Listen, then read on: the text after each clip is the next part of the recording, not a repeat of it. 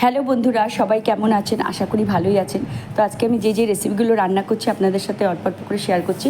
এখানে আমি কড়াইয়ে তেল দিয়েছি, অল্প হলুদ সর্ষে দিয়ে দিয়েছি, দিয়ে নাড়িয়ে নিয়েছি। এখানে আমি কিছু কাঁচা আম কেটে নিয়েছি আমের টক বানাবো বলে।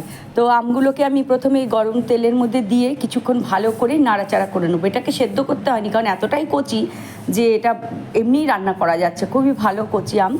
তো এটা বেশ কিছুক্ষণ আমি তেলের মধ্যে এটাকে নাড়াচাড়া করে একটা সুন্দর একটা গন্ধ যখনই বেরোবে তখনই এর মধ্যে দিয়ে দেবো 1 চামচ লবণ, 1 চামচ হলুদ আর 4 টেবিল চামচ চিনি। চিনিটা আমি 4 টেবিল চামচ একটা বাটির মধ্যে মাপ করে ঢেলে নিয়ে তারপরে আমি সেটা এখানে ঢেলে দিচ্ছি। মিষ্টিটা আপনাদের স্বাদ মতো দিতে পারেন। যারা বেশি মিষ্টি পছন্দ করেন তারা হয়তো চিনির পরিমাণ একটু বাড়িয়েও দিতে পারেন, কোনো ব্যাপার না।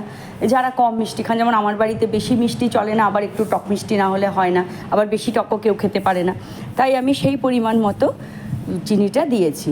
দিয়ে এইবার এই যে দেখুন চিনিটা এইভাবে নিয়ে নিয়েছি বাটির মধ্যে 4 টেবিল স্পুন চিনি। এবার এটা আমি এর মধ্যে দিয়ে দিচ্ছি। তো চিনিটা দিয়ে দেওয়ার পরে বেশ কিছুক্ষণ নাড়াচাড়া করে নেবো এটাকে, যাতে চিনিটা একটু মেল্ট হয়ে যায়, মানে যাতে এটার সাথে একটু মাখো মাখো হয়, নাহলে চিনিটা স্বাদ লাগবে না খেতে। তো চিনিটা একটু মাখো মাখো হয়ে যাওয়ার পরেই এর মধ্যে আমি একটা মাঝারি বাটির মধ্যে 1 বাটি জল দিয়ে দিচ্ছি। এবার দেখুন আপনারা কীরকম কতটা পরিমাণে ঝোল রাখবেন বা কতটা পাতলা খাবেন সেই অনুযায়ী জলটা দেবেন। তা আমি আমার বাটির মেজারমেন্টটা দেখিয়ে দিলাম। এবার সেটাতে আপনারা দিতে পারেন যে কেউ একটু ঘন বা একটু, যেহেতু এটা পাতলা ঝোল হবে, মানে চাটনি টাইপের, মানে ঘন জেলি টাইপের চাটনি না, একটু পাতলা চাটনি হবে, টক ঝাল, মানে টক জল যেটাকে বলে। তো সেই জন্য আমি এই পরিমাণেই দিলাম।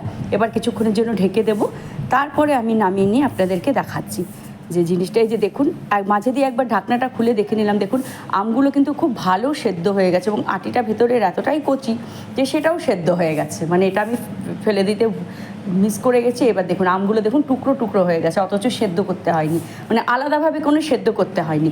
তো আমি এর মধ্যেই সেদ্ধ করে নিয়েছি। এইভাবে খেতে কিন্তু খুব স্বাদ হয়, মানে আলাদা সেদ্ধ করলে অনেক সময় বেশি গলে যায়, কিন্তু এটাতে বেশ সেদ্ধর পরিমাণটা কিন্তু খুব সুন্দর হয়। তো আমি দেখুন আমগুলো আমার সেদ্ধ হয়ে গেছে। এদিকে আবার আমি মুসুর ডালও বসিয়ে দিয়েছি আজকে দুপুরে খাবারের জন্য।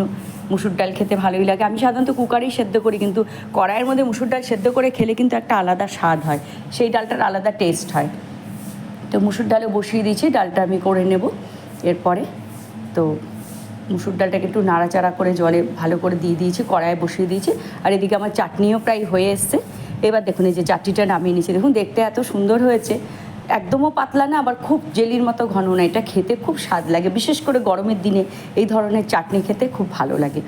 আর ওদিকে আমার ডালটাও মোটামুটি প্রায় হয়েই এসছে, ডালটা আমি নামিয়ে ফেলেছি, সেটা আর ভিডিও নেওয়া হয়নি, সরি। আর এদিকে আমি আজকে বসিয়েছি মাংস, আজকে আমি চিকেন করছি।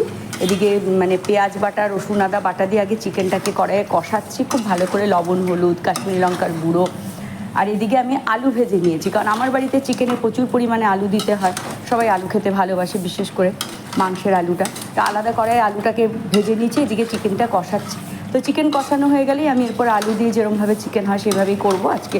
এই চিকেনের প্রসেস আমি আগেও আপনাদের সাথে শেয়ার করেছি রান্নাটা। তো এইভাবে চিকেনটা আমি করছি, এরপর আলু অ্যাড করব। তো বন্ধুরা, ভিডিওটি যদি ভালো লেগে থাকে অবশ্যই সাবস্ক্রাইব করবেন, পাশে থাকবেন, লাইক কমেন্ট করবেন, এবং যদি খুবই ভালো লেগে থাকে তো শেয়ার করে দেবেন। তো সবাই ভালো থাকবেন, টাটা।